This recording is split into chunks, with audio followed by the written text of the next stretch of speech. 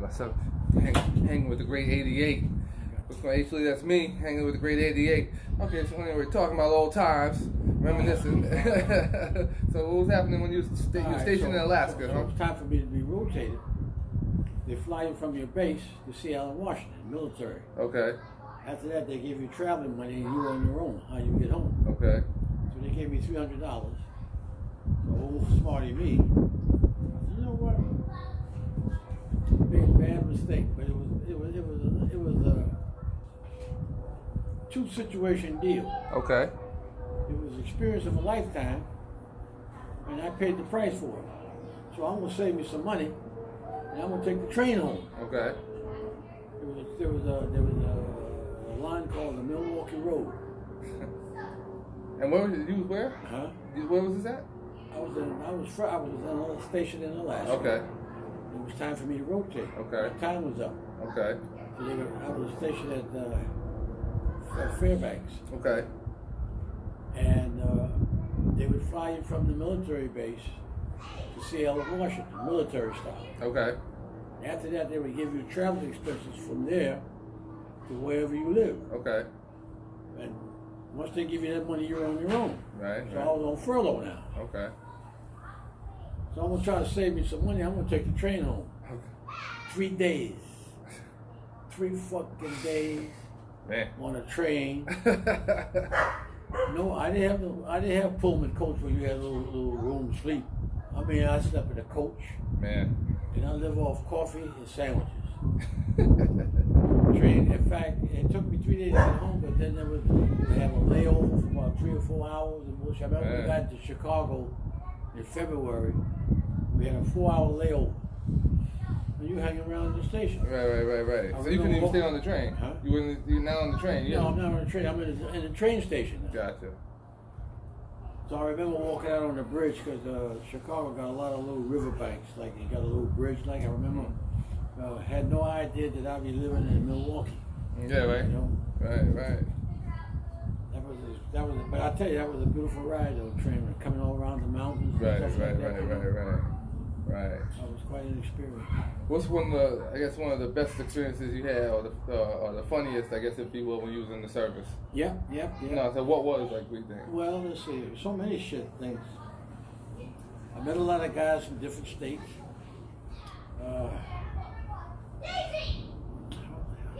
I have so many experiences, I can't even think of which one. There was some that I was on the shit list. What do you mean? Well, we were stationed on an outpost. Okay. And the sergeant in charge, him and I, he didn't care for me too much. They're all humans.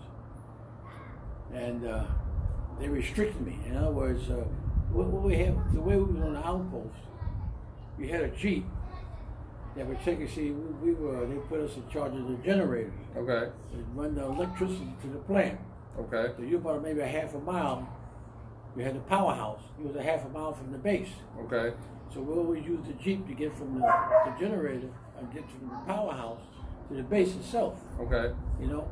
Somehow here we got it. I was on the shit list. And they restricted. What happened, I was bored to death. So what happened was, 2 o'clock in the morning, I'm down in the generator plant, you know, everybody's sleeping and whatnot, bored. We were near the runway. Okay. And the runway had a road that takes you sort of up like in the mountains. Okay.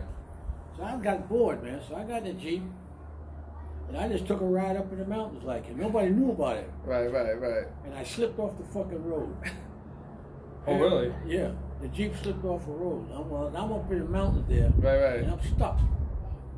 So I said, how the hell am I gonna get back to get some help? Right. So for some reason, I walked back. And it's a good thing it was the moonlight, because it was pitch dark. I'd been fucked. You know? But there was a fucking lake frozen at that time. Right. The lake drowned. Right. But I was able to walk my way back, and I went into the barracks, and one of the cooks, I had him come to the garage, and we got one of these weasels. It looked like a tank. Okay. We drove it back, and he pulled me out. Okay. I should have told him, don't say nothing to anybody. Right. I got away with it. Right. All right, breakfast time. Everybody on the line in the chow room. Right. And somebody made a comment. to the cook, said, "Man, you look tired. You know, you look kind of beat." That's when he let the cat out the bag. Oh man, what the fuck is I'm doing up in the mountains? Right. Oh, I was restricted. So when they restricted, what they do? I mean, I couldn't go to no activities or nothing. Oh, like really? that. I was restricted from the work site to the barracks. Okay. For how long? For as long as I was stationed there. Oh, really? Oh, I only had about another month to go. Oh, so for a whole month you couldn't go nowhere? Couldn't go nowhere. Wow. So I toughed it out. Yeah. So what happened was, you had to walk like a quarter of a mile to the airport to get on the plane. The Okay. plane was ready to bring the mail in. Right. Pick us up. Right. So I was in this Jeep. One of the guys that worked on the heavy equipment duty, he was giving me a lift down to the airport. Okay. And the sergeant saw it and made me get out of the Jeep and walk down there. He gonna stick it to me for the last minute. So get your fucking ass out of there. You carry your bag down to the fucking place. How long was it? Huh? How long of a walk? Maybe from here. Maybe from down the corner a little. Okay. It was just a flat land. Right. Oh, he gonna stick it to me to the very end. Wow. You know, you get into all kinds of shit. How you were stationed out in Alaska, right? How was it with the women out there? Like, how did you meet any women out there? We didn't go down. We were shipped out on an outpost, so you didn't have too much city life. Okay. See, Fairbanks and actually were the two main towns. If you didn't know you was in Alaska, you think you was in the city. Okay. We was on an outpost, so you had nothing but wilderness. I mean, you were the shit that you see on TV. Right. That's what we were. Really? Fucking hood, Eskimo. We had these little tractors, looked like Jeeps. Okay. Looked like a little fucking tank. Yeah. I know what you're talking about. You know. It was cold out there? Yeah. I've seen it go down to 70 degrees. 70 degrees below. 70. That's 70. Jeez. Man. That's deep. Yeah, it was probably delivery. It's a delivery probably. Man.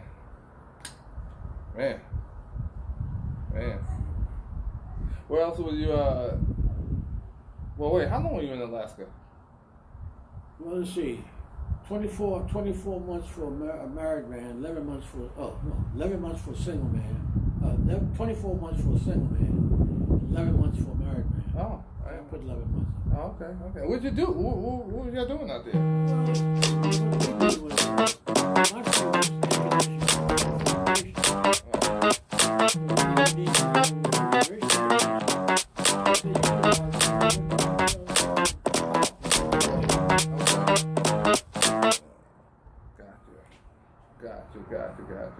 Gotcha. You didn't bring my album. I had a picture album. Yeah, I did. You get a chance to take it down, give me I saw that. The whole shit. Yeah, I saw that. I got the album. That will tell you the whole story. From my experience from South Carolina, Alaska. Yeah. I did bring it. I saw that and I was like, oh shoot. I was like, yeah, bring this. Yeah. What was I gonna say? I did some traveling. I remember when we were going up to Alaska. We had all piled up on this freighter. And then the Navy personnel, they introduced some rules and regulations. And we were in this. We didn't have beds, we had little hammocks. Okay. It took us 7 days. Really? Yeah. When you go across when you go under the what's it called? The Golden Gate Bridge. Yeah. You go across the pond. Mm. Either going to Korea, Alaska. Right. We were going to Alaska. You was in Korea. Huh? You was in Korea too. I was doing the Korean period. Right. So how was it in Korea? I don't know about the fuck. Oh, you didn't go over there. No, That's what I'm saying. Like you was close there, but you didn't go over to Korea. I didn't go there. Gotcha. We were more close to Russia. Okay. So we was on one of these aircraft control warning sites. Okay. So if Russia should ever attack, we could send a warning to the States. So that's why they had these little outposts. You know? Did you ever go over to Russia? Huh? Did you ever go over to Russia? No. But if you're on the Bering Sea, you can see the coastline. Okay. The Bering Sea separates Alaska from Russia. Gotcha. We didn't have any problem. Yeah. What was it? What was it like when you said that? We had experience with the Eskimos. I was just going to ask you, what was the Eskimos and all that kind of stuff? Yeah, we went fishing with them for walrus and for seal and shit like that. Really? Yeah. You ate seal? Yeah, but I didn't like it, man. Well, it kind of tastes kind of funny. Yeah. I can't even describe it. They eat that shit raw. Really? Raw seal? They just, would they kill it, eat it raw? Huh?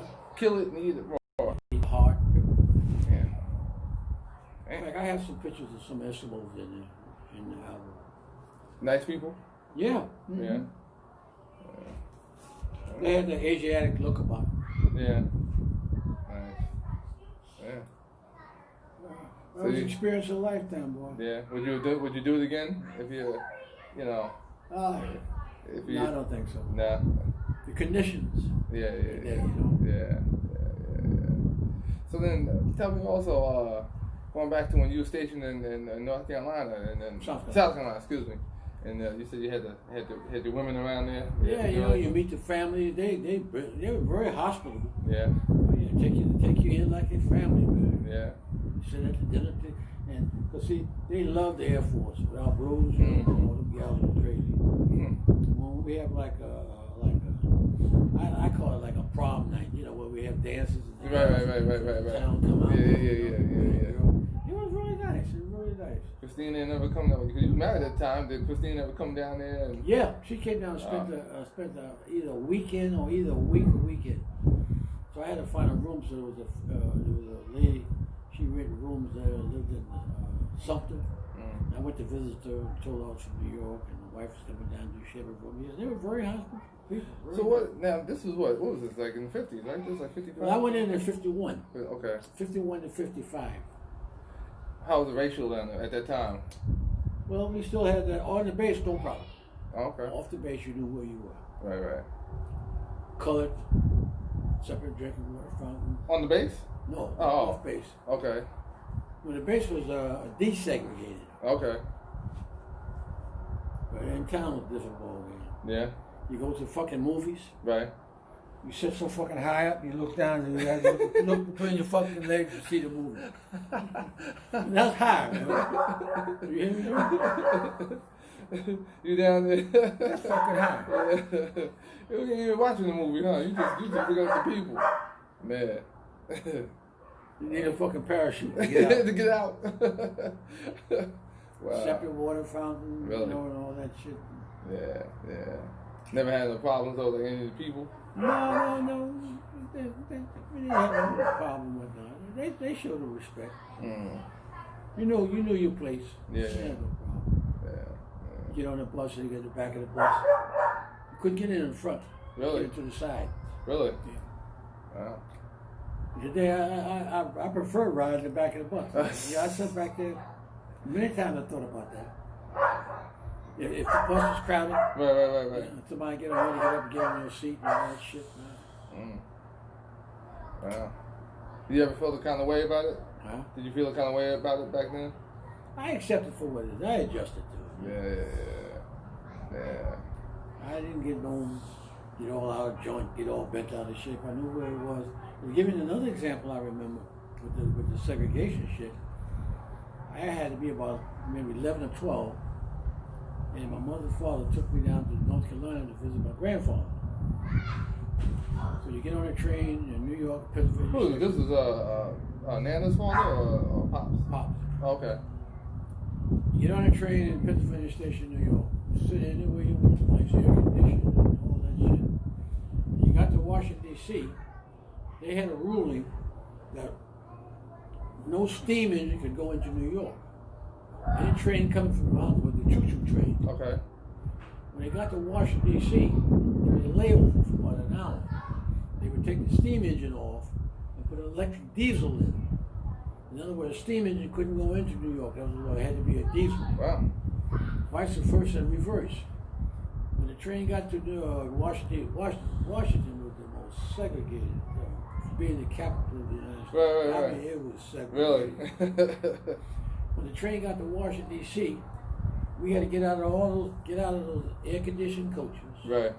Walk about 6 cars to three cattle cars that was on the end of the coaches with ceiling fans. Oh, so when you said cattle car, it wasn't actual cattle in there. No, right? no, It was called because it was in the back. Yeah, well, there was no air conditioning Okay. and whatnot. It was an Really? old fucking train that came into existence. Right. Ceiling fan, no air conditioning, and it was be packed. You'd be sitting on your luggage and all that. That was. You had to sit on your luggage? Huh? You had to sit on your luggage? Yeah, it was just. You had to sit. Some of it was crowded.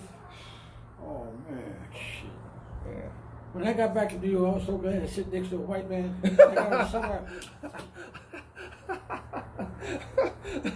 How you doing? I was so glad to sit next to a white person to be able to move around. Right. Wow. I'll never forget that. Wow. So come on, when you're high school, when you was in high school, what was that, like in the 40s then, right? Late 30s, early 40s, you was in high school? I'll tell you, man. I graduated from middle school in 45. Okay. So yeah, so you was in high school. 47, 46. 48. So, all boys school was it wasn't all black though, right? It was mixed. It was mixed, right? Black, Spanish. We had a lot of Irish. We had a lot of Italian, and you had some black. It was integrated. The schools were integrated. Any racial problems, and anything like that? Not that I can remember. I mean, they probably had their little, whatever. Right. But not that I can remember. I remember, as I told you before, this guy we called Captain Muncie. Oh yeah. So at lunchtime, He was black, right? Yeah. Yeah. At lunchtime, you know when you see these prisons, Yeah. they have their lunch hour. Right. That's the way the fuck those cafeterias look. The way they had the damn seats. Oh yeah. But the blacks mingle with the blacks, Right. and the whites mingle with the whites. They were Right. very few to him to intermingle. Okay. So this guy here, he was in charge of the lunchroom, keeping the lunchroom in order. Okay. Tight shirt, you know. And at a certain time, when he blow the whistle, it's supposed to be silence. You can't be talking. Okay. So there was a white guy who was talking. And if he saw you talking when you weren't supposed to, you write your name and you get demerits. Okay. So somehow, him and this white guy got into it. Okay. The whole cafeteria erupted. Just like you see in the fucking, they're throwing pans and shit around and whatnot. That motherfucker kicked that black motherfucker there. Everybody erupted. It was just like you see in the movie. Right. Oh, shit. There wasn't no whole lot of racial intermingling. Yeah. Just like in prison. Yeah. They had their fucking... Yeah. That's funny. So then you, from high school, then you went straight into the service right after high school. No. After I got out of high school, I took certain jobs, whatnot. And after that, I got married in April the 14th, 1951. Okay. See, I was influenced by one of my friends who was going into the service. Right. And the service was just beginning, especially the Air Force, was just beginning to desegregate.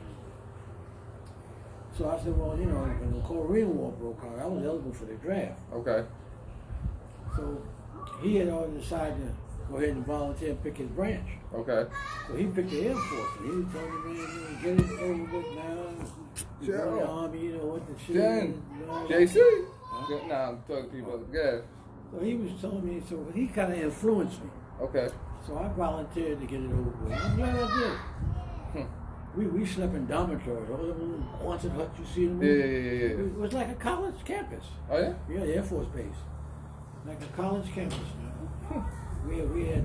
You wasn't nervous? You, like when leaving and stuff like that, Nana and Pop and stuff. You wasn't nervous and like when you first Yeah, I was kind of this was a new adventure. I was kind of. Well, they said to see you go, and you always said Pop was hard. So. Well, I really didn't start to get into know Dad until I turned. I was 21 years old. Right. Then we had a little more. But I'm saying when you was leaving, like when you was first leaving, right? It was kind of sad, man. Was he? How was he? He was kind of emotional. Was he? Yeah, no, his what really got me learn how to be without my family. Okay. When I got married to Christine. Okay, that's right. And after all the hoopla, he was all up at Christine's house. Okay. Celebrating all that. Right. So I really broke down and cried when he left. Oh, okay. When he was leaving, I cried and whatnot. So what happened, my aunt from Philly had came up. Mamie. Yeah. Pressure. The wedding was to really get to me. So he said, well, go ahead and spend a week with her. So when she went down, she's back to Philly. She took Christine and I with her. Okay. So we stayed down there for about a week. And that kind of got me, after that, I handled it pretty good. Now, I was close to my family, man. We were very close. Yeah. Different times. That's funny. But I'm saying, when you was going into the Air Force, you said Pop was a little emotional? Like, well, no, at that time, I was already married. Okay. I wasn't living with them. Right. I was with Christine at that time. Okay. So everybody, I got up around about 6 or 7 o'clock. It was on a Saturday. Okay. And Miss Christine went by and whatnot. I had to go down to Canal Street to this storefront. And I told you there were 7 buses lined up. Right. It was on a Saturday, kind of cloudy. I went in and whatnot. The guy wrote me down the name and checked the records. We had breakfast. I think we had Franks and beans. I'll never forget it. We all boarded the bus. Right. 7-hour drive up to Ithaca, New York. Upstate New York, you would never know you was in New York. Really? Just like here. Yeah. You just see the place. Right. Country. Yeah. And after that, basic training. How was that? Routine. Yeah. Getting up at 4 in the morning? Yeah, then you had the guard duty. I remember it was Christmas Eve. They teach you how to shoot and all that kind of stuff? Rifle range. Then you were assigned guard duty. It was Christmas Eve. They dumped me at some old building off from the base. Then I had to march around there until I was relieved from duty with a rifle. Really? Yeah, at night, man. But that part of the training. Really? Wow. I was just heart was aching. All my friends, they partied. They stuck up here. I was like, fuck, I was fucked up. So, you never had an incident where you had to, shoot or anything? Actually, what it was, we really didn't do too much shooting. Okay. You never went to, what? But it was a good experience. And then, so what was supposed to be your specialty or something, like when you was in the Air Force? First of all, you got to go through a series of tests. Right. To see what you qualified for. Okay.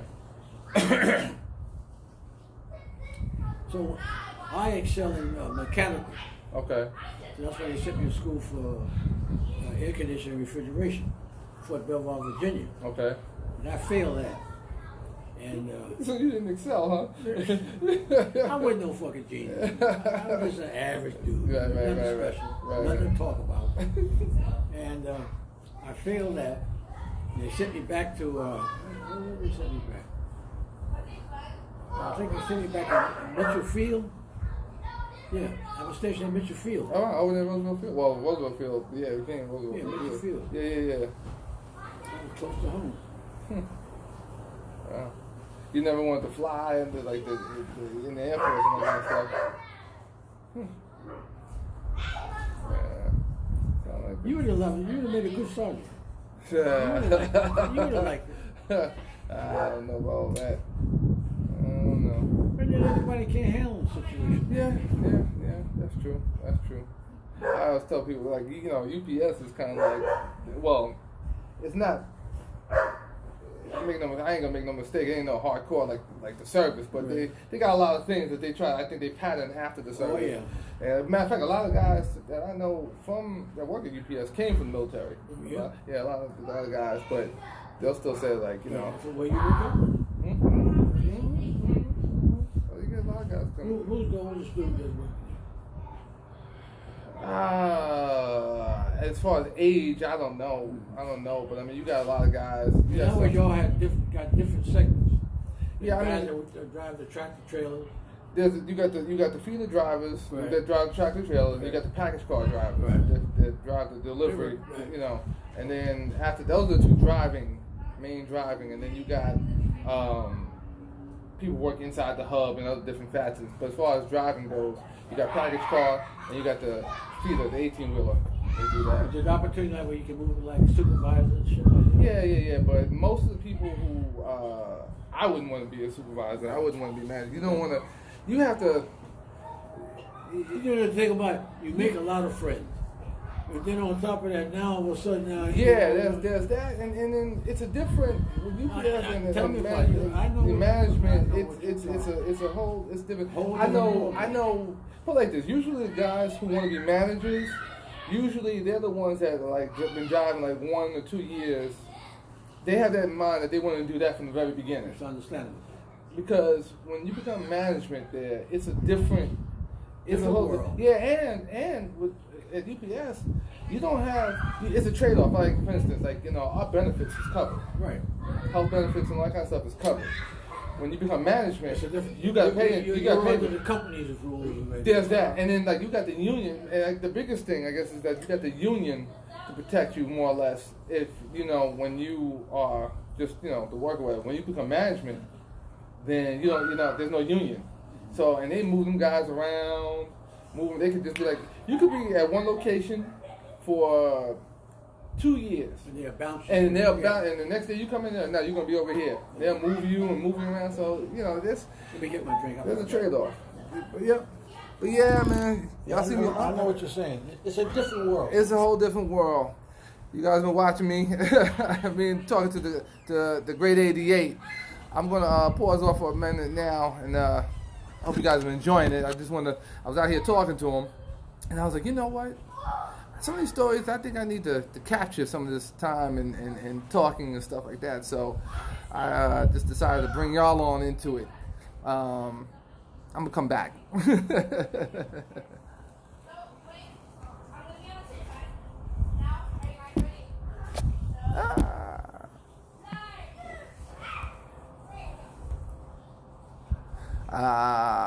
Tiff, thank you. Like I said, I'll be back.